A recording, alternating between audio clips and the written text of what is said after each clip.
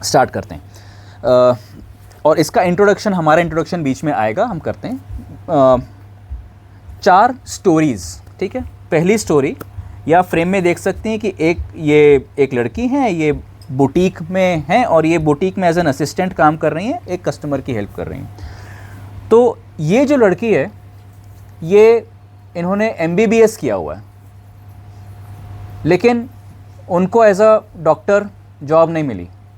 NEET की मेहनत करने के बाद, परिवार का लाखों रुपया स्पेंड करने के बाद आज इनकी मजबूरी है कि आज ये एक ऐसा काम करें जो कि आराम से 12th पास बच्चा कर सकता है। स्टोरी नंबर 2, इस लड़के ने साधारण कॉलेज से BCom किया हुआ है और उसको एक साधारण सी जॉब चाहिए थी जिससे वो अपने घर के साधारण से लोन को या साधारण से किराए को चुका पाए। बहुत ही साधारण इसकी रिक्वायरमेंट्स थी, इतनी ही उसकी एक्सपेक्टेशन थी। लेकिन उसको कहीं पे भी वो जो साधारण, जिसको मैं अंग्रेजी में एवरेज बोलना चाहूँगा, नॉर्मल एवरेज जॉब उसको नहीं मिली। वाइट कॉलर जॉब चाह रहा था वो BCom के बाद, उसको नहीं मिली। अब उसको उतर के नीचे आना पड़ा और नाउ अब वो स्विगी, ज़ोमैटो, ब्लिंकिट, जो भी आप बोलें, उस तरह का गिग वर्क अब वो कर रहा है। और बहुत ज़्यादा मेहनत करने के बाद बहुत थोड़ा सा पैसा कमा के बस किसी तरह से अपने परिवार को जून से जुलाई, जुलाई से अगस्त तक ले जा पाता है। बस इतना ही वो कर पा रहा है। और वो अगस्त से सितंबर और सितंबर से अक्टूबर होगा कि नहीं, उसको नहीं पता, राइट, उसको नहीं पता। और इसके पास कोई गाइडेंस नहीं है कि what is the other way of life. अगर ये दिक्कत है तो सॉल्यूशन का क्या है, ना उसका कॉलेज बता सकता है, ना सरकार बता सकती है, ना उसके साथ काम करने वाले बता सकते हैं, ना कोई एम्प्लॉयर बता सकता है। तो वो एक तरह से होपलेस भी है, ठीक है। स्टोरी नंबर 3, इस लड़की ने BE किया 4 साल, कंप्यूटर साइंस BE, ये तो गारंटीड है ना भाई। ज़िंदगी की सीढ़ी में आगे बढ़ाने के लिए एक डिसेंट से कॉलेज से, एक अच्छे से कॉलेज से आपने कंप्यूटर साइंस में BE कर लिया, अब तो इन्फोसिस, विप्रो, TCS कोई तो उठा के ले जाएगा आपको। तो कैंपस प्लेसमेंट में तो कोई उठा के नहीं ले गया।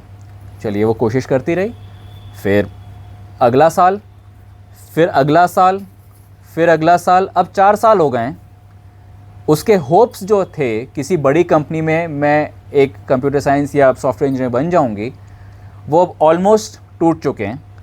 मेंटल हेल्थ इश्यूज़ हैं इसके साथ, and the life is taking a bad turn, negative turn for her.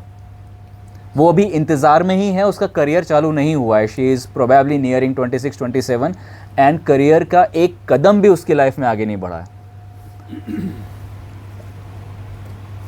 Story number 4, ये 31 या 32 साल का आदमी है, IT में जॉब करता था, अच्छी तनख्वाह थी, इसलिए तुरंत खुश होके फ्लैट और कार EMI पे उठा लिए, जैसा हर इंसान करता है। ये आपकी इन्फोसिस, TCS, जिसमें भी अच्छी जॉब लगी, जॉब बढ़िया है, हम EMI उठा सकते हैं, हमने EMI उठा लिए। और अब इनको कर दिया गया ले ऑफ। तो फ्लैट और कार की EMI सामने है और एक वाइफ और एक छोटा बच्चा सामने है। तो अब ये क्या सोच रहे हैं, क्योंकि इन्होंने जो भी सीखा है आज तक, कंपनी बोल रही है कि यार अब ज़रूरत नहीं है। ये 4 स्टोरीज़ में जो कॉमन चीज़ है वो है AI। If you can not see it from the back, it is artificial intelligence. एक MBBS को बुटीक में काम करना पड़ रहा है, एक साधारण से वाइट कॉलर जॉब की जो होप थी आज वो ख़त्म हो चुकी है। एक लड़की 4 साल से जॉब का इंतज़ार कर रही है BE करने के बाद, क्योंकि वो चाहती है कि वो अच्छा जॉब करे, वो कॉम्प्रोमाइज़ नहीं करना चाहती। तो बिकॉज उसको अच्छा जॉब नहीं मिल रहा है और एक इंसान का ले ऑफ हो चुका है, उसके पास आगे कोई होप नहीं दिख रहा है उसको। तो इन सब के पीछे जो कॉमन पॉइंट है वो AI है। This is the reality of India. और ये चीज़ भारत के आज कुछ लाख लोगों में हो रही है, ये बहुत जल्दी कुछ करोड़, 10 करोड़, 20 करोड़, 30 करोड़, हमारी यूथ पॉपुलेशन अप्रॉक्सीमेटली 50 करोड़ है, ये उसके 90% तक को हिट करेगी। With this context here come we. हम एक स्टार्टअप हैं, इंडियाज़ गॉट इंटेलिजेंस नाम से हम स्टार्टअप हैं, और हमने सोचा है कि ये जो बहुत बड़े स्केल पे अनएम्प्लॉयमेंट क्राइसिस इस देश में आएगी, तो हम कंपनियों को और सरकार को एआई यूज़ करने से रोक दें, ऐसा तो नहीं कर सकते। वो तो करेंगे, अपना प्रॉफिट बढ़ाएंगे, कम से कम ह्यूमंस में ज़्यादा से ज़्यादा काम लेंगे, उनको नहीं रोक सकते। क्या कर सकते हैं हम? एम्पावर कर सकते हैं एक एक इंडिविजुअल को कि तुम भी सीखो कि एआई का बेस्ट यूज़ करके कुछ भी फ़ायदेमंद चीज़ कैसे की जा सकती है। तुम एआई का यूज़ करके छोटा सा बुटीक खुद का कैसे चला सकते हो, तुम एआई का यूज़ करके अपनी बेकरी कैसे चला सकते हो। अगर तुम एआई का यूज़ करो तो क्या क्या चीज़ें कर सकते हो, उस तरफ जाओ, हार के थक के मत बैठो। सो टेक्निकली इसे बोला जाता है learn to do AI use cases, और you can say learn to do AI projects. तो हम इस डोमेन में काम करने वाली कंपनी है। तो ज़्यादा से ज़्यादा लोगों के बीच में ये मैसेज पहुँचे कि आप एआई के साथ प्रोजेक्ट्स बनाइए। हमने इसके लिए 2 आइडिया खोजे। पहले तो हमने एक बड़ा यूनिक सा नाम खोजा, इंडियाज़ गॉट इंटेलिजेंस। इसको सुन के ही लगता है कि किसी टैलेंट हंट प्रोग्राम जैसा होगा, और ये है। जैसे इंडियाज़ गॉट टैलेंट में कोई अपना सिंगिंग, डांसिंग, किसी का टैलेंट दिखा सकता है, इंडियाज़ गॉट इंटेलिजेंस में आप अपने एआई से किया हुआ कोई भी इनोवेशन दिखा सकते हो, और हम उसको रिकग्नाइज़ करेंगे, रिवॉर्ड करेंगे, स्पॉन्सर्स आपको पैसे देंगे, जो भी होगा। इसी के साथ हम एक एकेडमी भी चलाएंगे जहां हम आपको सिखाएंगे कि एआई का यूज़ करके कोई भी प्रोजेक्ट किया कैसे जा सकता है। ये कोई टेक्नोलॉजी ट्रेनिंग नहीं है, ये कोई सॉफ्टवेयर ट्रेनिंग नहीं है, ये अच्छे से इनोवेशन करने की ट्रेनिंग है, हम वो देंगे। लेकिन आज का मुद्दा वो भी नहीं है, आज का मुद्दा कुछ और है। आज का मुद्दा है हमारे इस बड़े काम में एक तीसरी चीज़, IGI स्टूडियो, मतलब India's got intelligence studio. Studio हमने क्यों कंसेप्चुलाइज किया? बिकॉज लोगों को ये बताना बहुत ज़रूरी है कि तुम कुछ अच्छा काम कर सकते हो, हारो मत, थको मत, डिप्रेस मत हो। तुम्हारे पास अगर कोई सहारे के लिए नहीं है तो तुम खुद उठ के खड़े हो सकते हो। तो ऐसे कुछ इमोशंस अगर उनको बताए जाएं, ये भी उतना ही ज़रूरी है जितना जो हम ट्रेनिंग देंगे उनको, project working, design thinking, problem solving. वो तो एक टेक्निकल पार्ट हो गया, या वो एक ट्रेनिंग पार्ट या हार्ड स्किल्स पार्ट हो गया। लेकिन जो इमोशनल स्ट्रेंथ की ज़रूरत है, अगर उसको कोई नहीं प्रोवाइड कर रहा है इन 30-40 करोड़ लोगों के बीच में, तो हमारा प्लान भी फेल ही है। सो वी वांट ये इमोशनल स्ट्रेंथ भी उन तक पहुंचे, और उसका एकमात्र जरिया है art. Do you now understand कि कितनी बड़ी बात हम कर रहे हैं? भारत की सबसे बड़ी प्रॉब्लम के सबसे बड़े सॉल्यूशन में आप आर्टिस्ट का एक बहुत बड़ा रोल है। मैं फिर से रिपीट करता हूं, भारत की सबसे बड़ी प्रॉब्लम में का जो सबसे इंपॉर्टेंट सॉल्यूशन है कि एक एक बंदा एआई का यूज केस अच्छे से करना सीखे, खुद प्रोजेक्ट्स करना सीखे, ये सॉल्यूशन कोई यूनिवर्सिटी, कोई सरकार नहीं देगी। मामला अपने हाथ में ही है। उस सॉल्यूशन में एक बहुत बड़ा हिस्सा है कि इन्हीं लोगों को इमोशनल स्ट्रेंथ भी दी जाए। वो किसी किताब से, किसी ऑनलाइन कोर्स से नहीं दी जा सकती। उसको देने का एकमात्र तरीका है art. So as artist realize your power. और हमने आपके काम को थोड़ा सा आसान किया। We identified, we shortlisted 11 emotions around which art must be created. अगर ऐसा होता है तो आप वो काम कर देंगे जो हमारी उम्मीद है और जो इस देश को ज़रूरत है। And when we say art, we are welcoming music, rap, poetry, शायरी, short film, stand up comedy, theatre. So many things are a part of art जिसको हम इस चीज़ के लिए यूज़ कर सकते हैं। तो मैं बहुत जल्दी उन 11 इमोशंस को आपको बता दूं कि वो कौन से 11 इमोशंस हैं जिनके अराउंड आर्ट क्रिएट किया जाए, तो ये बहुत बड़ा मिशन पूरा होगा। सबसे पहला है रेजिलियंस। हमारे देश के जितने भी ये जो नौजवान हैं, इनके लाइफ में करियर क्राइसिस आएगी और बार बार आएगी, यानी ये बार बार गिरेंगे अपने करियर लाइफ में। ऐसा आज से पहले नहीं होता था कि हर 6 महीने में करियर लाइफ में क्राइसिस आ रही है, जॉब ही खत्म हो गया, निकाल ही दिया गया। इतना नहीं होता था कि बार बार 6-8 महीने में ही हो रहा है, लेकिन इनके साथ होगा। तो यानी कि इतने बार इन्हें गिर के उठ खड़ा होना पड़ेगा कि resilience has to be every day thing they should understand.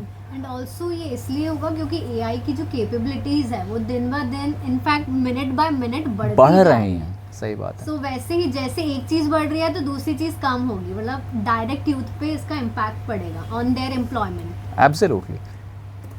अगला इमोशन है क्रिटिकल थिंकिंग। कोई भी प्रॉब्लम आपके सामने आई है, इंस्ट्रक्शन का इंतजार मत करो, उसके वाई वाई वाई पूछ के उसके नीचे घुसो। Take control of the situation, become a critical thinker. एक ये इमोशन है। अभी अनाया के साथ ही हमारी बात हो रही थी, तो उसमें अनाया का बहुत बढ़िया क्वेश्चन था, तो हमने कहा आप कितना विश्वास करते हो एआई पे? कहते मैं तो पूरा विश्वास करती हूँ। ये वो चीज़ है जो इस जनरेशन को समझना ज़रूरी है, क्रिटिकल थिंकिंग, कि आप कितना ट्रस्ट कर रहे हो एआई पे। बहुत सारी गलतियाँ करता है एआई, और जो अभी की जनरेशन है वो ब्लाइंड ट्रस्ट कर रही है कि वो टीचर पे और अपने मेंटर पे इतना भरोसा नहीं कर रहे जितना एआई पे कर रहे हैं, और ये क्राइसिस फ्यूचर में बहुत ज़्यादा होने वाला है। तो क्रिटिकल थिंकिंग के बारे में बहुत ज़्यादा बात होना ज़रूरी है। बहुत ज़रूरी। क्रिएटिविटी एंड इनोवेशन, ये क्रिएटिविटी जो है ये जुगाड़, तिकड़म, thinking about new ways of solving a problem, कुछ नया करके देखो। We don't understand innovation. So इसके बारे में अच्छे से बात करना ज़रूरी है। इस पूरे समाज को वो करने की ज़रूरत है जो एजुकेशन सिस्टम नहीं कर पाया, वो आर्ट को करने की ज़रूरत है। Make them understand what is innovation, what is creativity. फिर द आर्ट ऑफ कम्युनिकेशन, इसके बारे में तो बहुत बात हो सकती है, लेकिन यहाँ पे भी हम आर्ट ऑफ कम्युनिकेशन को क्या बोलते हैं? फर्राटेदार अंग्रेजी बोल रहे हो, मतलब तुम्हारा कम्युनिकेशन बहुत अच्छा है। The worst understanding of what communication is. लेकिन आर्ट ही सिखा सकता है कि बोलने की खूबसूरती क्या होती है, किस इमोशन को, किस बात को कैसे बोला जाए, किसको। आर्ट से बेहतर क्या हो सकता है इसको सिखाने के लिए। फिर कोलैबोरेशन एंड टीम वर्क। दुनिया बोलती है कि 5 जापानीज़ को एक प्रोजेक्ट पे लगा दो, आपका प्रोजेक्ट बहुत सुपर सक्सेसफुल हो जाएगा। एक जापानीज़ को लगाओगे, उससे बेहतर 5 जापानीज़ को लगा दो। लेकिन इंडियंस के साथ ऐसा मत करना। तुम 5 इंडियंस को अगर एक टीम में रख दोगे तो वो काम ख़राब कर देंगे। एक एक को अलग अलग काम दो। We don't know team work, we don't understand collaboration. हम साथ में मिलकर अपनी सोसाइटी को साफ नहीं रख पाते। So that needs to be taught. Collaboration and teamwork is a critical safeguard against AI doing so many things. अगर humans टीम बना के कुछ काम कर रहे हैं तो उनकी पावर रहेगी, लेकिन अलग अलग वो लोग हैं तो AI उनसे ऊपर जाएगा। तो कोलैबोरेशन एंड टीम वर्क सिखाना ज़रूरी है। प्रॉब्लम सॉल्विंग एटीट्यूड सिखाना ज़रूरी है। प्रॉब्लम को देखो, रिकग्नाइज करो, ये मुझे इसको सॉल्व करना चाहिए, बी सेंसिटिव टूवर्ड्स इट। ये प्रॉब्लम सॉल्विंग एटीट्यूड है, नॉट स्किल्स। मैं एटीट्यूड की बात कर रहा हूँ। Understand the difference. प्रॉब्लम के प्रति सेंसिटिव होना वो। Then pursuing excellence. हमारा इंडिया चलता है, मंत्र से चलता है। हमारे सारे कंस्ट्रक्शन प्रोजेक्ट आप देखिए चलता है। मुझे तो माफ़ी चाहूँगा, मुझे इंडिया में एक्सेलेंस नहीं दिखती। बहुत ही कम ऐसे प्रोजेक्ट्स हैं जहाँ मुझे एक्सेलेंस नज़र आती है।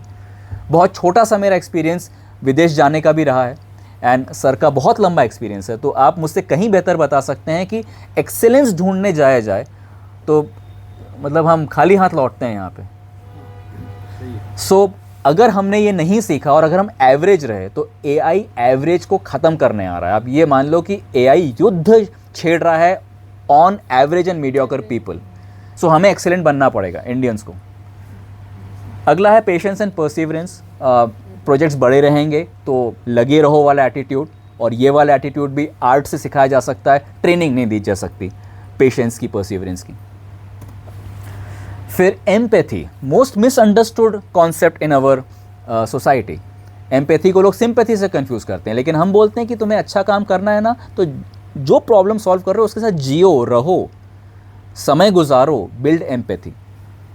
And then self learning mindset and growth mindset. आज हमारे बच्चे डिपेंडेंट हैं कि कोई कोचिंग मिल जाए, कोई क्लास मिल जाए, कोई यूनिवर्सिटी में ये कोर्स होता है कि नहीं, सर्टिफिकेशन कोई करवा दे तब हम लायक बने। अब इससे उनको इंडिपेंडेंस दिलवानी पड़ेगी कि अब भूल जाओ कि कोई तुम्हारे लिए सिलेबस बना के तुमको कुछ सिखाने आए तब तुम सीखो। You have to make sure you learn whatever is required by your own, without depending upon any authority telling you कि ये सीखो। Self learning mindset. Lastly, life long learning mindset. irrespective of the age, even a 90-year-old person ideally should be learning something valuable and doing something valuable in the society. मत करो job, कोई बात नहीं, लेकिन तुम कुछ ऐसा छोटा सा काम कर सकते हो जो इस सोसाइटी के लिए वैल्यूएबल है, तुमको भी अंदर से बहुत अच्छा महसूस होगा, and it's good for everyone, it's a win win. So ये 11 इमोशंस हैं।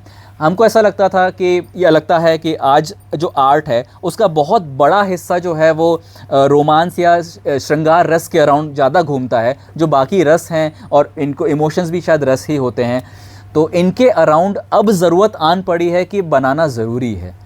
This is a new market for you artist. एक तरफ AI आ रहा है और आपके करियर के ऊपर और आपके बिज़नेस के ऊपर हमला कर रहा है। आज हमारे पास एक छोटा सा डेमो भी है। मैं तो एक आर्टिस्ट हूँ नहीं, रैप आर्टिस्ट, लेकिन मैंने बस 10-15 मिनट सुनो ऐप के साथ गुजारे। AI से मैंने पहले स्क्रिप्ट लिखवा ली चैट GPT से, सुनो ऐप को मैंने स्क्रिप्ट दी, उसने एक रैप बनाया 10 से 15 मिनट, और आज पहली बार किया है मैंने सुनो ऐप के साथ। तो देखिए, एवरेज आर्टिस्ट का काम तो ख़त्म कर दिया ना उसने। तो आपके बिजनेस पे AI हमला करने आ रहा है, तो आपके लिए भी एक नए मार्केट को देखने की ज़रूरत है ना। ये बहुत बड़ा मार्केट है। हम चाहते हैं कि जो AI की बहुत बड़ी बड़ी कंपनीज़ हैं वो आपको स्पॉन्सरशिप्स दें इस तरह के काम पे। क्यों? क्योंकि अगर इस तरह का काम आपने किया, यानी कि लोगों को पॉजिटिवली मोटिवेट किया कि AI के साथ कुछ अच्छा करो, तो समाज में तो अच्छा होगा, उस बच्चे का भी कुछ भला होगा, उस परिवार का भी भला होगा, लेकिन उन बड़ी कंपनीज का भी स्वार्थ सिद्ध होगा। They want a large population to work with their tools, छोटा मोटा कैसे भी, अदरवाइज तो वो विलेंस बन रहे हैं। First of all, they don't want to be the villains of the society. Secondly, they want even a very semi literate person to use their tools. उनका धंधा है। तो ये विन विन है। अगर आपने भी ये काम किया, हमने अपना काम किया, AI कंपनीज अपना काम कर रही हैं, तो ये विन विन है सबके लिए। और इसके लिए वो डेफिनेटली आपको रिवॉर्ड करने के लिए तैयार हैं, as sponsors, as whatever. So yes, ये आर्टिस्ट के लिए एक तरीका है कि आप AI कंपनीज के मनी में आप टैप कर सकते हैं। So coming back to your emotions जी। यहाँ पे जैसे काफ़ी अलग अलग विधा के आर्टिस्ट भी बैठे हैं जी। तो जैसे कि मतलब आपका विजुअलाइजेशन क्या है? जैसे फॉर एग्जांपल आपने एक इमोशन बताई कि रेजिलियंस। हाँ। तो जैसे कि कथक डांसर हैं, तो कथक डांसर ने तो ऐसे बहुत सारे काम किए जिसमें रेजिलियंस दिख रही है, पाँव टूट गया फिर भी मेरे को आप ना, ये लिविंग एग्जांपल बेटी अभी एक्सीडेंट हो गया, जस्ट टू कम बैक। लेकिन आप जो फॉर्म देख रहे हैं, आउटपुट देख रहे हैं, इनोवेशन देख रहे हैं, किस फॉर्म में देख रहे हैं? क्या AI टूल के फॉर्म में देख रहे हैं, या you are looking for her Kathak performance itself और हर स्टोरी? या फॉर एग्जांपल ध्रुपद गायिका हैं, इनका एक्सीडेंट हुआ, बेहोश होकर गिर पड़ी, तो भी ये अब गा रही हैं, ध्रुपद की बंदिश है, मतलब विपरीत परिस्थितियों में इवॉल्व हुए, है ना। तो मतलब इसमें बहुत सारी स्टोरीज हैं। प्रोबेबली जो भी डीपर आर्ट फॉर्म को फॉलो कर रहा है वो एक स्टोरी लेके जा रहा है, लेकिन उसको इन terms of communication and putting in front of let's say all this बिगीज in AI, what is the packaging, what is the form you are looking for? Is it AI tool, AI algorithm, or just the pure performance? Sir, बहुत ही बढ़िया question आपका। Eight the very minimum level, if one artist, let's say आपके Kathak dance में we can portray scenarios, जैसे आप भक्ति scenarios भी present करते हैं, माइथोलॉजिकल स्टोरीज भी उससे प्रेजेंट हो जाती हैं। सो if that is a story represented through her dance about somebody being resilient, वो गिर के हार के वापस उठा और उसने एक छोटी सी जीत अपनी ज़िंदगी में हासिल करी। If it is a 10-minute Kathak performance about depicting that story, that's the bare minimum what we expect, so that इनकी उस परफॉर्मेंस को देख के लोगों के दिमाग में वो मैसेज पहुँचे कि oh resilience, that is the bare minimum. But आपने ये भी ऐड किया कि भाई इनकी लाइफ में भी तो रेजिलियंस ने अभी रोल प्ले किया है। So now let's take this game a little one step ahead. आप एक परफॉर्मर हैं और आपका डेफिनेटली आपका इंस्टा, यूट्यूब वगैरह आपका होगा भी, आप उस पर अपने परफॉर्मेंस डालते भी होंगे। Now I am looking at कि आपने अगर रेजिलियंस के अराउंड अपना एक कथक परफॉर्मेंस डिज़ाइन किया, कनेक्टेड टू योर स्टोरी, कि the inspiration comes from my own struggle for resilience when I was tested very badly, and then finally I showed resilience and overcame all the difficulties, और उससे inspire होकर मैंने ये Kathak performance design किया है। So to all the strugglers out there, here is resilience through Kathak. अब आपने उसको एक लेवल पैकेजिंग और स्ट्रॉन्ग कर दी, राइट। सो आपके इंडिपेंडेंट चैनल्स पे तो वो जा ही रहा है। IGI Studio would love to include that and promote that करेंगे। that yeah, on YouTube, on Instagram, everywhere where we can promote it. That's the idea. At the basic level, आपके songs, आपके performances उस emotion के बारे में हों. At the advanced level, आप लोगों से एज एन आर्टिस्ट ही कनेक्ट हो जा रहे हो कि भाई ये मेरी लाइफ, ये तुम्हारी लाइफ, और here is my performance for you, dedicated for you. So it is like आपके पास आर्ट है and we have the platform with us. आपका आर्ट जो है हम अपने यूट्यूब चैनल जो इंडियाज़ गॉट इंटेलिजेंस हम बना रहे हैं, इंडियाज़ गॉट इंटेलिजेंस स्टूडियो, उसमें we will be publishing it. Please tell a little more about the studio as well. Like, कैसे हाँ. एक्सपेक्ट मतलब कैसे आप प्रेजेंट करेंगे. हाँ. लाइक मेरी स्टोरी मैं खुद जी. सोची थी कि मैं बनाऊंगी जी जी कि ये ऐसा हुआ, देन आफ्टर दैट एक ऑपरेशन हुआ, then again started and then ligament injury के बाद सर्जरी जी. हुआ. तो जो स्टोरी मुझे दिखानी है तो मुझे तो सारा अरेंजमेंट चाहिए लाइक उसके लिए कि videography and editing and all those things and story also कि स्क्रिप्ट राइटिंग पूरी हो, उसमें डायलॉग्स हैं या नहीं है, whatever it is, music चाहिए उसके लिए. तो वो actually funding is required there ना. नहीं, जो आपका इंटीग्रेट जो स्टूडियो है, is it a physical being? Is it a physical being? Does it have a resource? Does it have infrastructure? Or it is just as a concept as of now? Right now sir it is only a concept, और हम अपने partner network में ऐसे organisations भी चाह रहे हैं जिनके पास ये सारी फैसिलिटीज़ हों भी.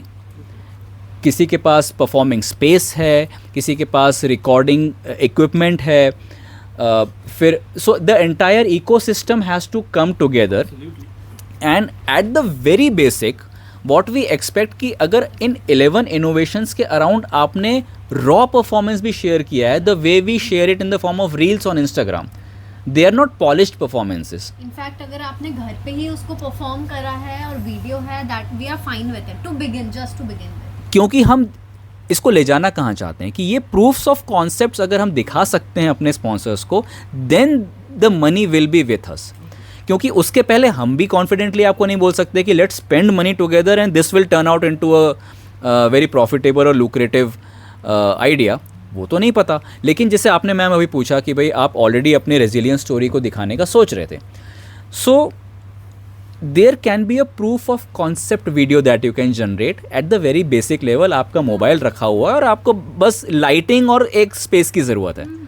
It's a good, actually it's a very value-added point कि आर्ट को हम मतलब AI जो भी इमर्जिंग है उस सब्जेक्ट से जोड़ रहे हैं, क्योंकि अदरवाइज आर्ट, पर्टिकुलरली आर्ट हमारी सोसाइटी में तो समवेयर इन द कॉर्नर ही रहता है. ये तो right there in the mainstream we are kind of bringing अच्छी चीज़ है. बहुत जरूरी होगा ये. Absolutely. People will be suffering from mental health and it's art which brings them back. I always like to repeat it again. So mainstream that this is the number one problem this country will face. Yeah. Number one, 50 crore youth in crisis. Yeah, we don't know where the tsunami is coming, but we are not aware Exactly. of it. Elon Musk इसको नाम दे चुके हैं supersonic tsunami, It is a tsunami, definitely. and he adds the adjective supersonic. अच्छा, ये Not just the impact of the water that will devastate a city. It is the speed at which it is coming. He is relating it to supersonic.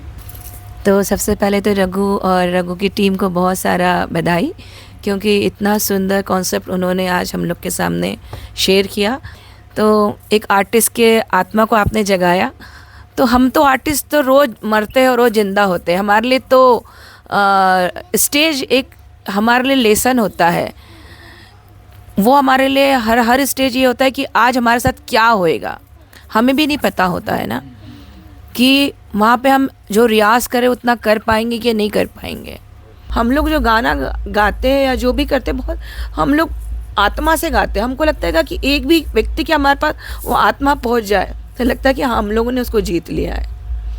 जैसे ये sir और ये madam है, ये बैठक से इतना प्यार करते हैं, हम इनको एक मैसेज ड्रॉप करते हैं, पर ये लोग इनकी आत्मा बैठक से जुड़ी है तो ये तो दौड़ कर आते कि नहीं यार बैठक में कुछ अच्छा हो रहा होगा, है ना. पर शायद हम लोगों को बताने में बहुत अच्छी तरीके से कैपेबल नहीं हो रहे, या हम अपनी बात को रख नहीं पा रहे. हम और संजीव सर हम लोग कभी कभी सब लोग बात करते हैं कि मतलब हमारे पास में बहुत वॉकिंग नहीं है. हम लोग नहीं चाहते कि बहुत लोग आए. जैसे आपसे मैंने अभी भी कहा था कि हम नहीं चाहते, हम चाहते हैं यहाँ पे 10 लोग आए पर बहुत डीप आर्टिस्ट आए, है ना. पर इस चीज़ को हम कैसे लोगों तक पहुंचा हमको नहीं समझ में आता। तो मुझे लगता है कि शायद आप लोग एआई हमारे बीच में आज इसीलिए आए हैं, तो हम मुझे लगता है कि कुछ हम लोग अच्छा करेंगे आप लोगों के साथ में। और दूसरी बात ये कि अभी तक आपने जो किया है, अभी तक आपने जो, क्योंकि आप 3 साल से काम कर रहे हैं इस सब्जेक्ट पे dedicatedly, and it's a very futuristic looking work. और इसमें जैसे अभी प्रीति ने भी ये क्वेश्चन उठाया कि कहाँ करें, कैसे करें, आपने बोला कि हमारी virtual concept in terms of resourcing. So Baithak the art house हमारा फिजिकल सेटअप है, इसको आप एज ए आर्म यूटिलाइज कर सकते हैं। जैसे इस इमोशन के अराउंड किसी को रिकॉर्ड करना है, परफॉर्मेंस का एक पीस डेवलप करना है, तो घर में ही क्यों करें, उसको नेक्स्ट लेवल पे ले जाएं, हम यहाँ पे करें, मोबाइल प्रॉपरली सेट करें, लाइट का जो एग्जिस्टिंग है उसका यूज़ करें, तो उसके लिए हम आपके आर्म बनेंगे, क्योंकि एक अच्छा फ्यूचरिस्टिक वर्क है ये। So definitely will support you for that. हाँ, will support you for that definitely. हमारे resource so we are very open. हमें पता है कि ये रिस्क है, तो हम आपको ओपनली बता रहे हैं कि ये रिस्क है। रिस्क समझ के आइए, हमारे साथ जुड़िए, and keeping it transparent, keeping it democratic, तभी इसको बढ़ाया जा सकता है। सो वेरी इनोवेटिव थॉट है। Thank you so much sir, thank you. And you're finding solution of AI not in another technology, but you're saying no, the solution lies in the human core values. Exactly, जिससे सालों साल performances, deeper art, sports, yes मतलब humanity evolve हुई है इन emotion. Yes, because this technology is now creating problems for humans, इसीलिए solution भी human से ही आएगा। तो अब जो मैं आपको बता रहा हूँ कि एक नया ऑडियंस बैठा है, वो कुछ अलग तरह के इमोशंस पे कुछ सुनना चाहता है, कुछ देखना चाहता है। क्या आप बना सकते हो? आप एआई से बनाओ या ना बनाओ, मेरी उसकी बात नहीं हो रही है। आप उस इमोशन के around, which is a new concept, probably you have never thought about कि लाइफ लॉन्ग लर्निंग पे कथक नृत्य नाटिका कैसे हो सकती है। शायद नहीं सोचा था आपने, राइट? तो ऐसे नृत्य नाटिकाएं बहुत सी करती हैं, but life long learning, growth mindset, self learning, perseverance, जी, दैट्स इट। बस आज मेरा काम इतना ही है कि इस कॉन्सेप्ट की इंपॉर्टेंस कितनी बढ़ गई है वो आप रियलाइज कर लें, और वो आपकी क्रिएटिव लिबर्टी है मैम। आप डिसाइड करोगे कि परसीवरेंस एंड रेजिलियंस को मुझे कैसे दिखाना है, मैं नहीं करूँगा। I am just a messenger कि see there is a big opportunity out there, I am just shouting. अच्छा, मैं कनेक्ट कैसे करूँगा? ओके, ठीक है। So India's got intelligence studio एक अभी फिजिकल नहीं, एक वर्चुअल प्लेटफॉर्म बनेगा, जहाँ पे आपके जैसे आर्टिस्ट अपना आर्ट रखेंगे, और इनिशियली वो एक सिर्फ शोकेस है, लेकिन अल्टीमेटली हम उसको स्पॉन्सर्ड, फंडेड, इस तरह का करना चाहते हैं।